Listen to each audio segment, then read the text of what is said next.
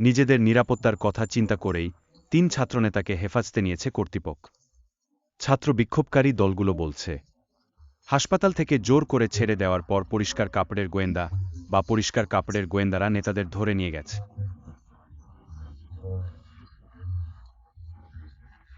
কয়েকদিনের মারাত্মক দেশব্যাপী অস্থিরতার জন্য সরকার সিভিল সার্ভিস চাকরির বিক্ষোভের বিরুদ্ধে শিক্ষার্থীদের বিক্ষোভকে দায়ী করেছে।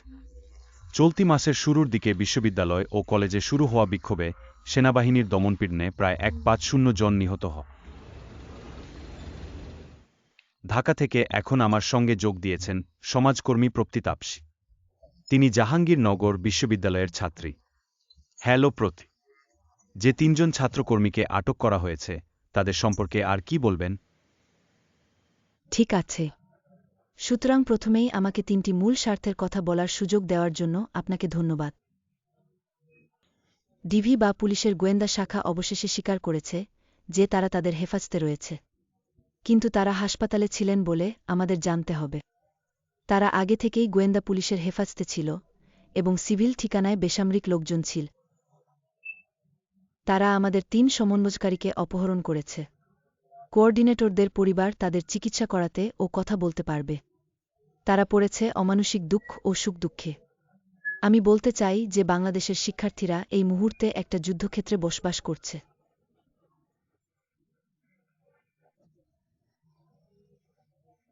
তারা সম্পূর্ণ আতঙ্ক ও ভয়ের মধ্যে বসবাস করছে। আমাদের 3 জন কোঅর্ডিনেটর এবং সাধারণ শিক্ষার্থীরা যারা আন্দোলনে রাস্তায় নেমেছিল, তাদের বাড়ি থেকে অপহরণ করা হচ্ছে, তাদের রাস্তা থেকেও তুলে নিয়ে যাওয়া হচ্ছে।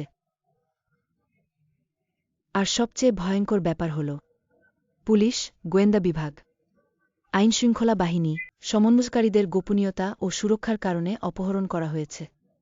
তারা সবাই নিরাপদ ও সুরক্ষিত ছিলেন, হাসপাতালে বা পরিবারের সদস্যদের ও প্রিয়জনদের সাথে। কিন্তু গোয়েন্দা পুলিশ ও অন্যান্য বাহিনী আমাদের কথা বলতে দেয়নি। চলুন আমরা তাদের পরিবারের সদস্যদের সঙ্গে কথা বলি। তারা সিভিল টেস্টে ছিল এবং অসংখ্য ছাত্রসহ 3 জন সমন্বয়কারীকে অপহরণ করেছিল। তারা বাড়ি ও রাস্তা থেকে শিক্ষার্থীদের তুলে নিয়ে যাচ্ছে এবং বর্তমানে আমাদের হাতে থাকা যে কোনো নথি বিলুপ্ত করার চেষ্টা করছে। ঠিক, মাঠে অনেক চ্যালেঞ্জ মোকাবেলা করতে হচ্ছে। সরকার আরোপিত ইন্টারনেট শাটডাউন আংশিকভাবে প্রত্যাহার করা হয়েছে, যেমনটি আমরা বুঝতে পারি, কিন্তু দেশব্যাপী কারফিউ কি এখনও কার্যকর রয়েছে? হ্যাঁ, আমি যখন আপনার সাথে কথা বলছি তখন সন্ধ্যায় তাদের কিছুটা কারফিউ রয়েছে। কারফিউ আবার চলবে এবং এখন আমরা এই অঞ্চলে দূরবর্তী অবস্থানে আছি। কারফিউ সামান্য চোখে পড়েছে এবং এটি ভালো হোক। জিনিসটি এখনও সেখানে সেনা মোতায়েন রয়েছে, লোক রয়েছে, রাস্তায় আইনশৃঙ্খলা রক্ষাকারী বাহিনীর লোকজন রয়েছে। এই মুহূর্তে আমি একটি সংহতি আন্দোলন থেকে এসেছি এবং সেখানে বিজিবি ছিল, সেনাবাহিনী ছিল, রাস্তায় বাংলাদেশি পুলিশ ছিল এবং তারা শিক্ষার্থীদের ফোন চেক করছিল ও আমাদের লোকদের চেক করছিল। তারা আমাদের ফোনে বা আমাদের ফেসবুকে আন্দোলনের সাথে সম্পর্কিত কিছু আছে কিনা তা পরীক্ষা করে দেখছি। আর নিরস্ত্র বেসামরিক মানুষকে হত্যা ও নিরস্ত্র ছাত্রদের হত্যার জন্য তারা জাতিসংঘের যানবাহনও ব্যবহার করছে। প্লেড রেকর্ডগুলি আনুষ্ঠানিকভাবে 204 হিসাবে রেকর্ড করা হয়েছে, কিন্তু যারা রাস্তায় আছেন এবং সামনের সারিতে আছেন তারা জানেন সংখ্যাটা বেশি। প্লেডের রেকর্ড অনেক বেশি এবং আপনার জানা উচিত তারা অসংখ্য নিরস্ত্র বেসামরিক লোককেও হত্যা করেছে, তাই না?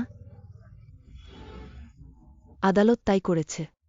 এজেন্সি স্বীকার করছে না যে তারা আকৃষ্ট হচ্ছে বা তাদের তুলে নেওয়া হচ্ছে।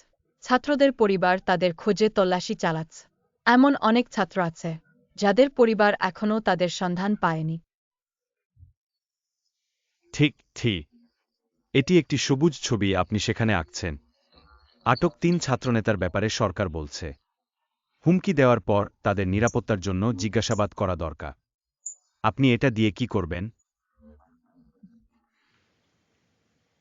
I'm sorry, but it seems you provided only AA, which means empty air in English. Could you provide more context or additional text to work with? আমার মনে হয় তারা মিথ্যা বলছে। বাংলাদেশ সরকার, প্রধানমন্ত্রী শেখ হাসিনা আন্তর্জাতিক মিডিয়ার কাছে মিথ্যাচার করছেন। তারা আমাদের ছেলেদের জন্য সত্যিই চেষ্টা করছে। তারা আমাদের হুমকি দেওয়ার চেষ্টা করছে। তারা আমাদের তৈরি করে। তারা চায় যাতে আমরা পারি। আমরা ভয় পাই ও কথা বলি না। কিছু ভাগ করি না বা প্রথম স্থানে ছাত্র বিক্ষোভের জন্য যে কোটা পদ্ধতি ছিল তা আমূল হ্রাস করেছে। আপনার কি কোনো ধারণা আছে যে জিনিসগুলি এখন বা আরও বেশি স্বাভাবিক অবস্থায় ফিরে আসবে? পিংস কখনই স্বাভাবিক অবস্থায় ফিরে আসবে না। এখন বাংলাদেশের মানুষ, ছাত্রদের এই রাগ আছে, অন্তরে এই রাগ আছে, এই রাগ আমাদের মস্তিষ্কে আছে। আমরা জানি যা ঘটছে সেটা ঠিক নয়। আমরা জানি আমাদের ভাইদের এবং বোনদের হত্যা ও অপহরণ করা হচ্ছে, তাদের মিথ্যা মামলা ও অভিযোগ দিয়ে কারাগারে নেওয়া হচ্ছে, এবং তারা আমাদের পরিবার আমাদের কাছে পৌঁছাতে বা কথা বলতে পারছে না। জাতীয় বা রাজ্যে এটা কখনই স্বাভাবিক হতে পারে না। আমরা বলি যে আমরা মুক্ত রাষ্ট্রে আছি। এটা স্বাধীন রাষ্ট্রে এবং বাংলাদেশের জনগণের কাছে স্বাভাবিক হতে পারে না। বাংলাদেশের ছাত্রসমাজ সবসময় এই ফ্যাসিবাদী